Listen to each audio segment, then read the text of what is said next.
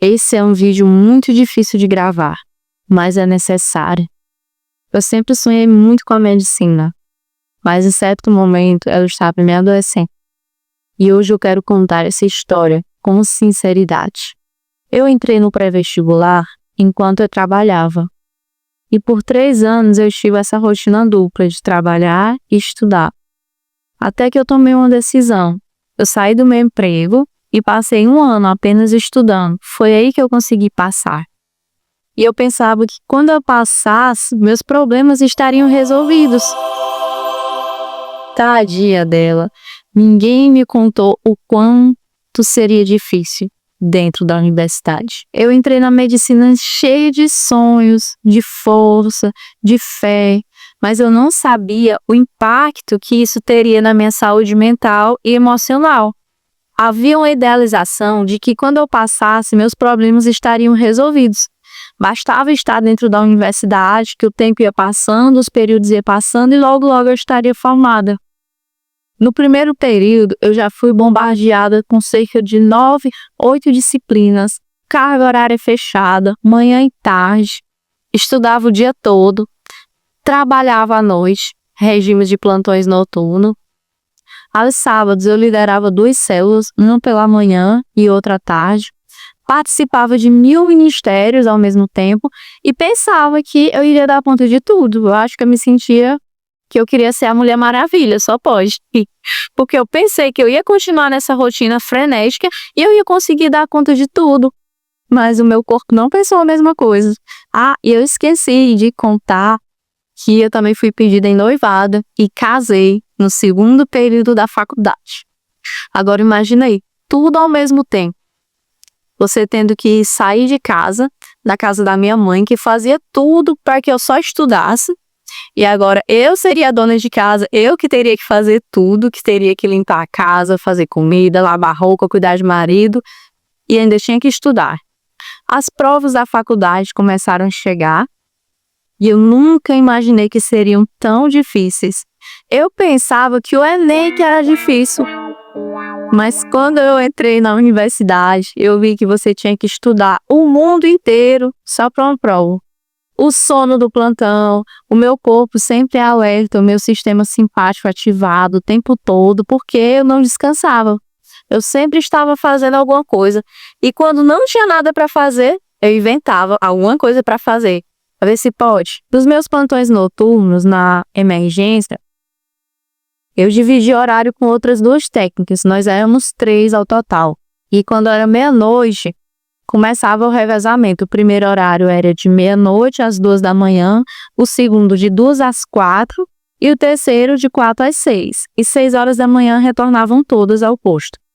Então, geralmente era feito por sorteio essa divisão, mas quando eu tinha a liberdade para escolher, eu sempre escolhia ficar no horário do meio, de 2 às 4. Por quê, Maria? Porque nesse horário era o horário que chegavam menos pacientes. Imagina aí, 2, 3 horas da manhã a pessoa indo para o hospital.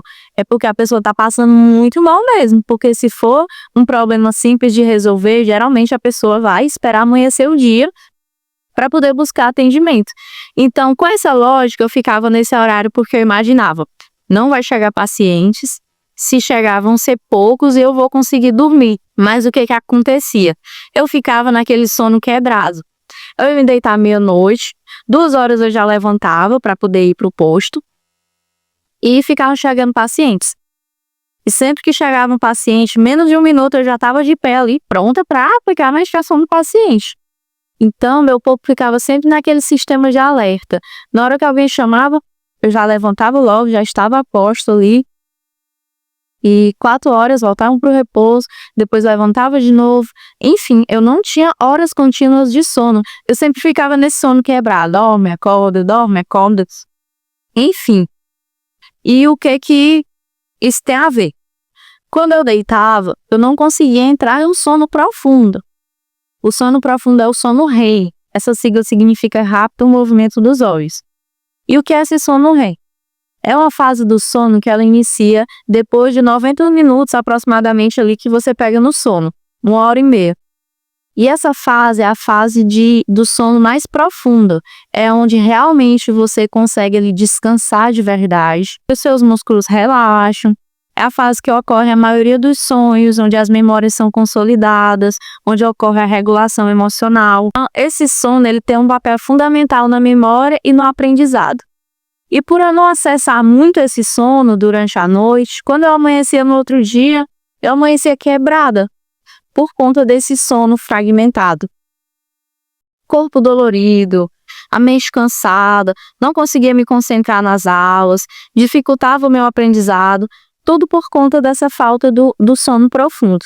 Então, eu passava a noite nesse sono quebrado. E quando amanhecia um dia, eu que estava quebrada. Não ria, não. Literalmente, corpo dolorido, regulação emocional péssima, dificuldade de memória, dificuldade de aprendizado. E tudo isso é comprovado cientificamente. Tinha dias que eu ia trabalhar forçada, sem nenhuma vontade, o meu corpo não aguentava mais, a minha mente não aguentava mais, minhas emoções estavam um furacão. E o resultado disso tudo foi, eu surtei. Eu surtei, literalmente. Eu não saí por aí correndo, batendo nas pessoas, mas eu perdi a vontade das coisas. Eu não tinha mais força, não tinha mais ânimo. Eu andava sonolenta, caindo de sono. E hoje eu posso dizer que isso foi o início de um burnout, o que não era muito falado na época. Lembro-me de episódios que eu só queria chorar, eu não tinha força para nada, eu não tinha força para limpar minha cara, eu não tinha ânimo. Graças a Deus, meu esposo foi super incompreensível nessa fase. Então, eu tive que buscar ajuda. Tive que buscar um acompanhamento psicológico pela primeira vez, que eu nunca tinha feito terapia assim constantemente. Eu só tinha ido na psicóloga uma vez, na véspera do Enem. Mas para fazer acompanhamento assim contínuo foi a primeira vez. E eu tive que ir para psicólogo. Fui encaminhada para o psiquiatra. Tive que quebrar todos os preconceitos, todos os estigmas. E fui ao psiquiatra. Comecei a tomar medicação. E assim o tempo foi passando. Eu fui me estabilizando mais. Saí do emprego. Meu esposo me tranquilizou para que eu pudesse sair do emprego. Eu tinha um receio de sair porque eu era recém-casada. E eu trabalhava, mas ele me tranquilizou que eu poderia sair do emprego e eu tive que tomar essa decisão para poder focar mais nos meus estudos e na minha saúde mental. É importante destacar a sobrecarga invisível que existe na graduação de medicina. O volume de conteúdos é imenso, existe uma pressão por IRA é o Índice de Rendimento Acadêmico. Na minha faculdade, tudo é pelo IRA. Para conseguir uma monitoria, uma iniciação científica, um estágio, tudo você precisa ter um bom IRA. Então, desde o começo do curso, você sente essa competição entre as pessoas. Você sente esse sentimento de comparação. Se o aluno tira 9,5 na prova, ele fica zangado com ele mesmo, com o professor, porque ele não tirou 10. Mas por que, Maria? São só 5 décimos? Porque tudo isso importa na hora de calcular o IRA. Cada casa decimal importa. Então, é por isso que existe essa comparação constante, esse sentimento de nunca ser suficiente. E a medicina, ela não exige só inteligência. Ela exige tempo, ela exige dedicação e presença mental. Você precisa estar ali de corpo e alma, você precisa se entregar por completo para fazer acontecer. E isso começa a custar caro quando não existe equilíbrio. Então, essas foram mudanças drásticas que aconteceram na minha vida.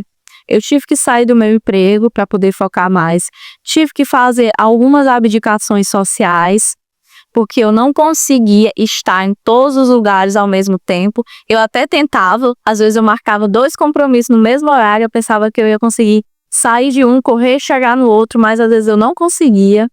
Então, ao longo do tempo, eu tive que parar com isso, de querer estar em 2 lugares diferentes ao mesmo tempo. Tive que aprender a dizer alguns nãos, priorizar algumas coisas. Até mesmo na igreja eu tive que fazer algumas mudanças, tive que deixar alguns ministérios de coração partido, porque eu queria estar em tudo, eu queria ajudar em tudo, mas eu não podia mais, eu não tinha mais aquele tempo de antes.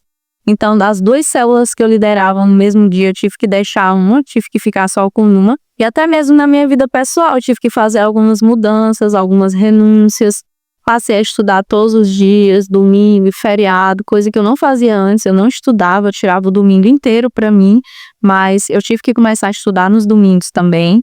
Então, foram muitas coisas acontecendo ao mesmo tempo. Para vocês terem uma ideia, eu casei no segundo período da faculdade de medicina. E antes disso, eu tive que organizar um casamento completo, muitas demandas, muitos fornecedores, muitas coisas. E eu tive que fazer tudo isso ao mesmo tempo, enquanto eu estudava para as provas, enquanto eu trabalhava, enquanto eu tirava o plantão. Vocês podem imaginar a sobrecarga que eu estava vivendo nessa época. Mudança de casa, tive que sair da casa da minha mãe. E a correria estava tão grande que eu lembro que eu só fui organizar bem as coisas do casamento quando faltava um mês para o casamento, que foi o período de férias que eu tive.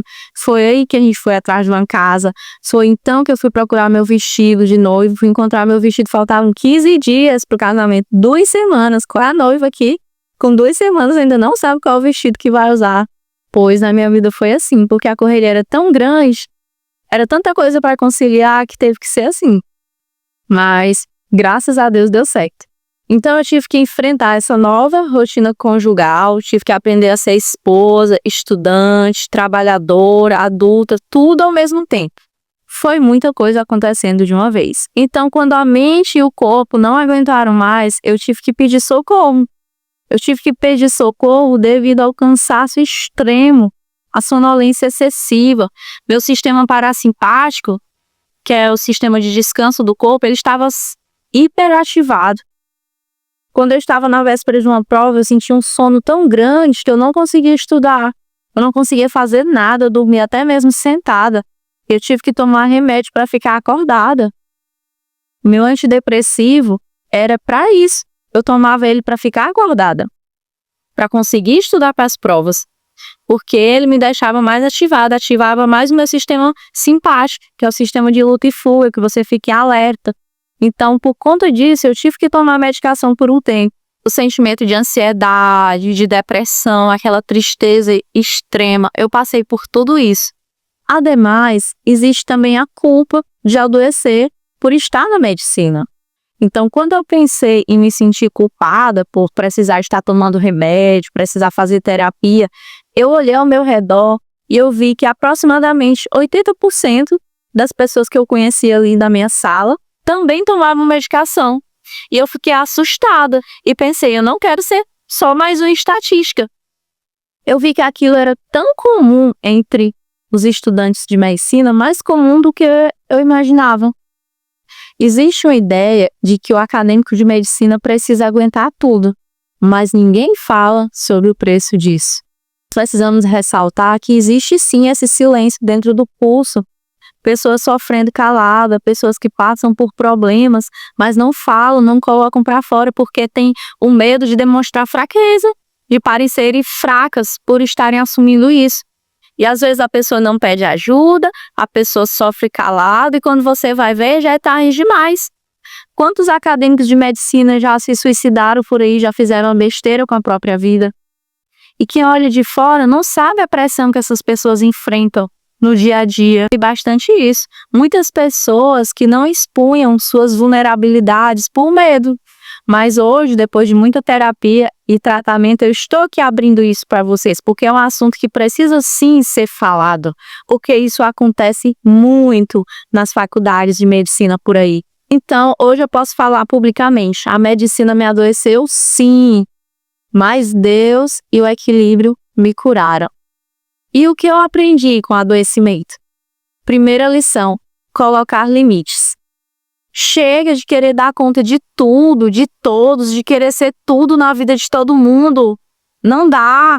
Você vai falhar, você vai errar sim, e tá tudo bem. Não tem como agradar todo mundo. Eu já desisti disso. Nem Jesus conseguiu agradar todo mundo. Tem pessoas que não vão com a sua cara e ponto. Não importa o que você faça, tem gente que não vai gostar de você. Mas, por outro lado, também tem muitas pessoas que vão gostar de você. E aí você vai ficar preocupado, sofrendo, porque tem uma, duas que não gostam. Veja o tanto de pessoas que gostam de você. Segunda lição, o autoconhecimento. Quanto mais você se conhece, você vê o que é bom para você, o que funciona para você. Você para de querer ser igual a outra pessoa, querer estudar igual a outra pessoa, querer tirar as mesmas notas que a outra pessoa tira. Terceira lição, Pedir ajuda não é um fracasso, é coragem. Não queira carregar tudo sozinho se você pode dividir esse fardo com alguém. Na Bíblia, Jesus diz no livro de Mateus, capítulo 11, versículo 28 ao 30. Vinde a mim, todos os que estáis cansados e sobrecarregados, e eu vos aliviarei. Tomai sobre vós o meu jugo e aprendei de mim, porque sou manso e humilde de coração, e achareis descanso para as vossas almas, porque o meu jugo é suave e o meu fardo é leve. Então, saúde mental importa sim. Quanto mais cedo você se cuidar, melhor. Então, saúde mental importa sim. Quanto mais cedo você aprender isso e começar a se cuidar, é melhor. Não espere o burnout chegar. Não espere você se sentir tão fraco a ponto de parar de ver sentido nas coisas. A medicina não me fez desistir, mas ela me obrigou a aprender a cuidar de mim. Se você está se sentindo assim, saiba que você não está sozinho. A medicina é linda, mas ela não pode custar a sua vida. Procurar ajuda é um ato de coragem. Se esse vídeo fez sentido para você, curte, compartilha, deixa um comentário, vamos falar mais sobre isso. E se você precisa de ajuda, procure um profissional. Beijão, pessoal, até o próximo vídeo e se inscreve no canal.